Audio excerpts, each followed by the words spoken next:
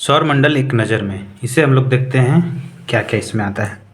ये जो सन है, सूर्य के सबसे जो नज़दीक ग्रह होता है बुध है, उसके बाद है शुक्र, उसके बाद पृथ्वी, उसके बाद मंगल है, उसके बाद क्षुद्र ग्रह की एक बेल्ट है, पेट्टी है, छोटे छोटे ग्रह हैं जो जिन्हें क्षुद्र ग्रह कहा जाता है। उसके बाद बृहस्पति है, उसके बाद शनि है, उसके बाद अरुण और वरुण। इसका नाम आपको अंग्रेजी में ध्यान रखना है। मरकरी बुध को बोला जाता है, शुक्र को वीनस बोला जाता है, पृथ्वी को अर्थ, मंगल को मार्स, बृहस्पति को जुपिटर, शनि को सैटर्न। अरुण और वरुण, इसका देखिए नाम आपको याद करने में थोड़ा सा परेशानी इसलिए होगा कि पहले नेपच्यून आता है कि पहले यूरेनस आता है, तो आप यूएन से याद रख सकते हैं। यूएन का मतलब यूनाइटेड नेशन से आप याद रख सकते हैं, संयुक्त राष्ट्र से। तो यू से यूरेनस, एन से नेपच्यून, याद रखने में आपको परेशानी नहीं होगी इसके कारण से।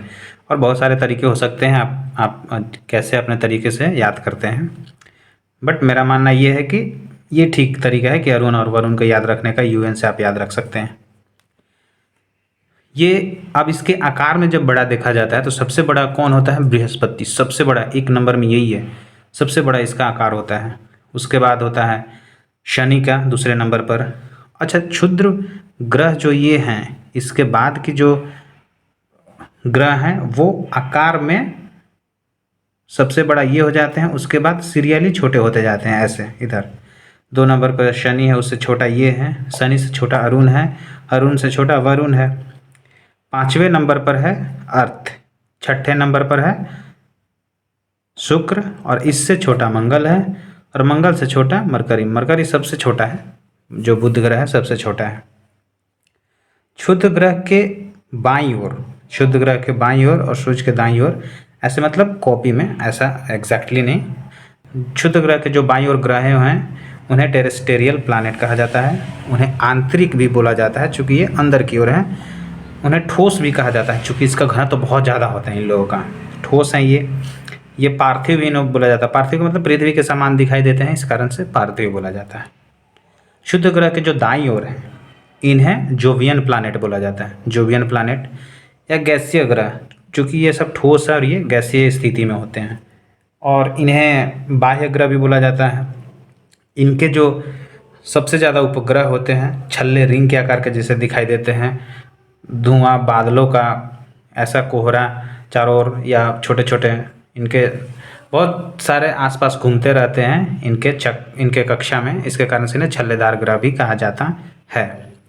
ये जो क्षुद्र ग्रह की पीटियाँ दिख रहे हैं, इन्हें अट्रैक्ट करता है मंगल, अपनी गुरुत्वाकर्षण से मंगल अट्रैक्ट करके, और चूँकि सूर्य का परिक्रमा लगाता है तो थोड़ा सा आगे खिसक जाता है।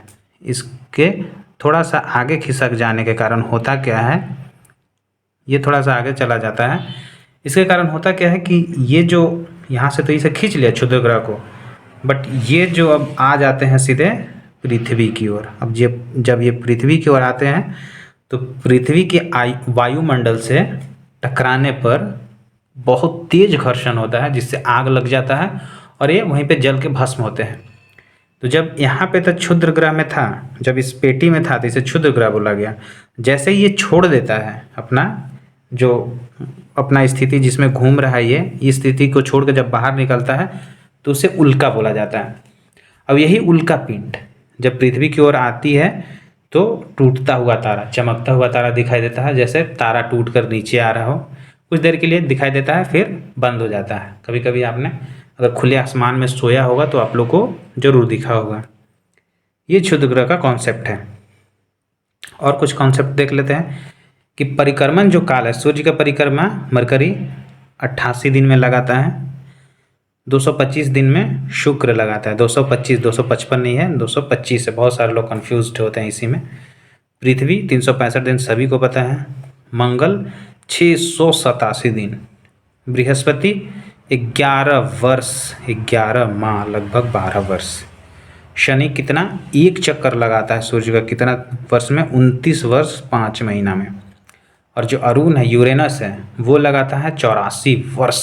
कितना बड़ा इसका कक्षा है, इसका सूर्य के चारों ओर के जो इसके परिक्रमण काल के जो कक्षा है बहुत बड़ा होता है, बहुत दूर भी है। 164 वर्ष लगाता है नेपच्यून, वरुण लगाता है, सबसे ज़्यादा ये लगाता है। कुछ और कॉन्सेप्ट है, ये इन्हें देख लेते हैं हम। जैसे बुध के पास एक भी नहीं है उपग्रह, सब सूर्य ने निगल लिया, खा लिया, चलो भाई तुम अपने रखने लायक नहीं हो, तुम्हारे पास उतना ग्रेविटेशनल फोर्स नहीं है, तो वो सब ऐसा माना जाता है, वो निगल लिया।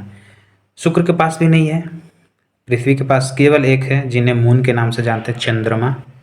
मंगल के पास 2 हैं, बृहस्पति के पास 95 हैं, शनि के पास 146, सबसे ज़्यादा इसके पास है, इसीलिए इसे रिंग वाला ग्रह भी बोला जाता है शनि को। सबसे ज़्यादा इसके 146 उपग्रह हैं, और 28 हैं अरुण के पास, और 16 है नेपच्यून के पास। अच्छा, जो घूर्णन काल है, ये अपने अक्ष पे तो भी तो घूम रहे हैं ये सब। जैसे पृथ्वी अपने अक्ष पे तो 23.5 डिग्री है, तो झुका हुआ है, तो अपने अक्ष पे भी तो घूम रहा है। अपने अक्ष पे घूमने के कारण ये कुछ इस टाइम लेते हैं, तो इनका टाइम अलग अलग है। जैसे लगभग 58 दिन में, 58 दिन 6 घंटा में बुध पूरा कर लेता है अपने अक्ष पर घूमना, और 243 दिन सबसे ज़्यादा लेता है शुक्र। एक चक्कर अपना खुद का अपना चक्कर एक रोटेट करने में 243 दिन लगता है। पृथ्वी तो 1 दिन लगाता है, दिन रात इसी में होता है। मंगल 24 दिन 6 घंटा लगाता है, ये 24 दिन लगाता है। और जुपिटर 9 घंटे में पूरा कर लेता है, 9 घंटा 56 मिनट लगभग, 10 घंटा में। और 10 घंटा 10 मिनट में सैटर्न पूरा कर लेता है। शुक्र शनि ग्रह और अरुण 17 घंटा में, और वरुण 16 घंटा में। तो ये सब कुछ कॉन्सेप्ट थे जो आपको एक नज़र में रखना है। इसको अलग अलग जो वनडे एग्ज़ाम्स होते हैं उनके पॉइंट ऑफ व्यू से बहुत महत्वपूर्ण होते हैं, कि आपको क्वेश्चंस आते हैं कि इसके दूरी के अनुसार इन्हें सजाएं, क्रम में, सही क्रम में सजाएं।